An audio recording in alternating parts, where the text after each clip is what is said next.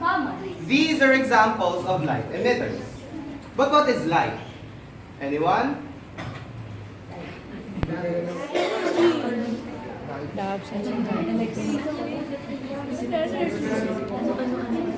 In this station, we will discuss what light is and its being a wave. So, partner, can you tell us what is light? Light is scientifically defined as a transverse electromagnetic wave which can be perceived by the human eye. In other words, light is an agent that makes things visible. Wait, partner. You said that light is an electromagnetic wave. How do you say so? Because partner, in 1801, there was an English physicist named Thomas Young who conducted the double slit experiment which proves that light is a wave. As the light passed through the slit, there were alternating bright and dark bands.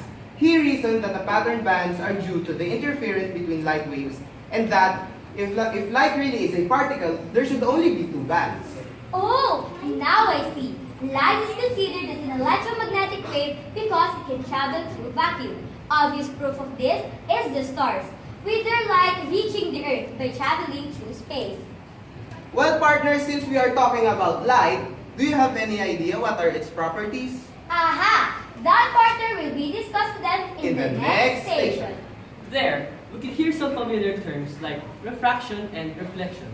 But how can we say that light is in the situation of reflection and vice versa? Well, partner, we said that the light reflects when an incident ray bounces off when it hits the earth, when it hits the surface, wherein an incident ray and reflected ray make an equal angle. We could usually rely this one on a specular surface we call mirror. But how about refraction, partner? Well, partner, refraction has something more to offer than reflection. Why? Refraction waves are a bending of light as it hits another medium. This bending of light happens because first, it's change in direction due to its change in speed.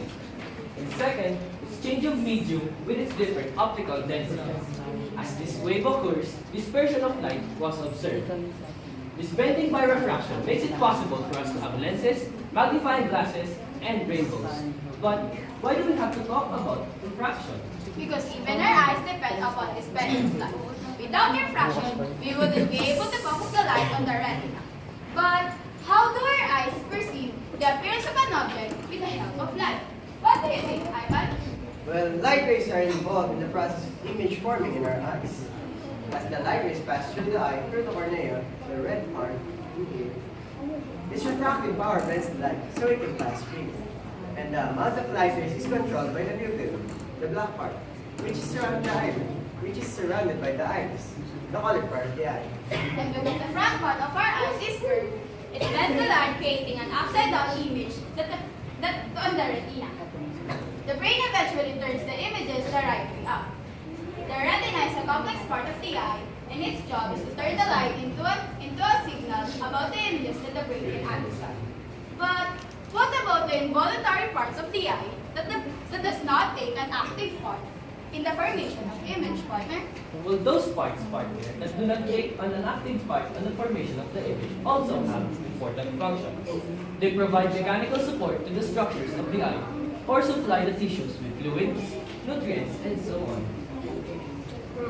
But, partner, we couldn't really know how this works if we don't really know what the lens is. What do you think lenses are, JC? Well, Ivan, I'm sorry, but I'm not quite sure what lenses are. Let us try to ask our audience. Do you have any idea what are lenses? Yes. Concave and convex. Well, those are the types of lenses.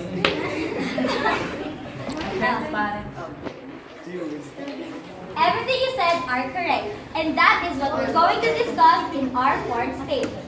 To define lens, it is a molded piece of transparent material that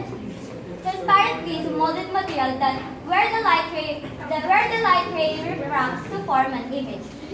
But the question here is, how does it work and what is different types? Well, partner, before we go on to the different types of lenses, let us first know how it works. Like what was discussed in the previous station, refraction is the bending of light as it hits another medium.